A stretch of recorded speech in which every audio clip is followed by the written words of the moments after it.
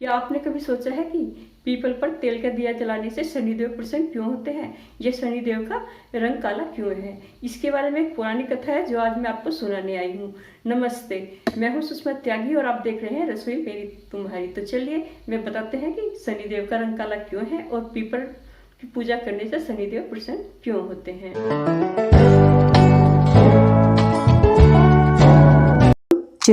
चिता में बैठकर सती हो गई।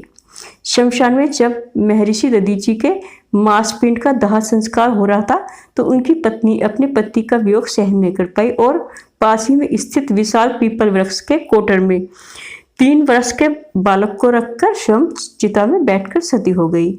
इस प्रकार महर्षि दधीचि और उनकी पत्नी का बलिदान हो गया, किंतु पीपल के कोटर में रखा बालक भूख और प्यास से तड़प तड़प कर चिल्लाने लगा। जब कोई वस्तु नहीं मिली तो कोटर में गिरे पीपल के गोंदों फल को खाकर बड़ा होने लगा।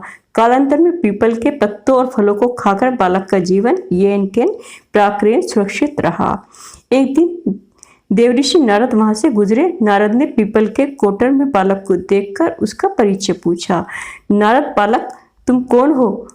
बालक, यही तो मैं भी जानना चाहता हूँ। नारद, तुम्हारे जनक कौन है? बालक, यही तो मैं भी जानना चाहता हूँ।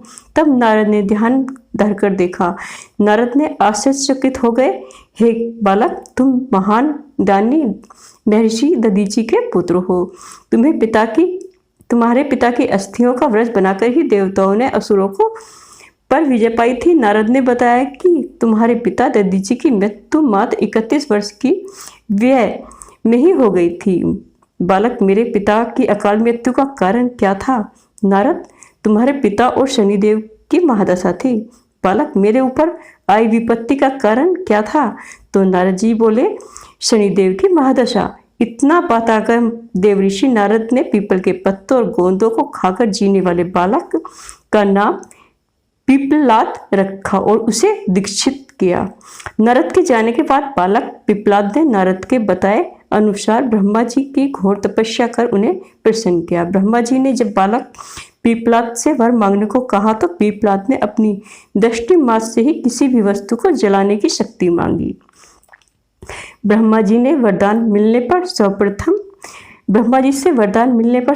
पिप्पलाद ने शनि देव का वाहन किया और अपने सम्मुख प्रस्तुत किया और सामने पाकर आंखें खोलकर भस्म करना शुरू कर दिया। शनिदेव सशरीर जलने लगे। ब्रह्मांड में कोलाहल मच गया। सूर्य पुत्र शनि की रक्षा में सारे देव विफल हो गए। सूर्य भी अपनी आंखों के सामने अपने पुत्र को जलता हुआ देखकर ब्रह्मा जी से बचाने हेतु विनय करने लगे। अनंतर ब्रह्मा जी स्वयं पिप्पलाद के सम्मुख पधारे और शनिदेव को छोड़ने की बात कही, किंतु पिप्पलाद तैयार नहीं हुए। ब्रह्मा जी ने एक के बदले 2 वरदान मांगने की बात कही। तब पिप्पलाद ने खुश होकर निम्नवत 2 वरदान मांगे। तो पहला वरदान जो था उनका वो था, जन्म से 5 वर्ष तक के किसी भी बालक की कुंडली में शनिदेव का स्थान नहीं होना चाहिए, जिससे कोई और बालक मेरी तरह अनाथ ना हो। और दूसरा जो वरदान था उनका यह था, मुझ अनाथ को शरण पीपल वृक्ष ने दी है, अतः जो भी व्यक्ति सूर्योदय के पूर्व पीपल वृक्ष पर जल चढ़ाएगा उस पर शनि की महादशा का असर नहीं होगा।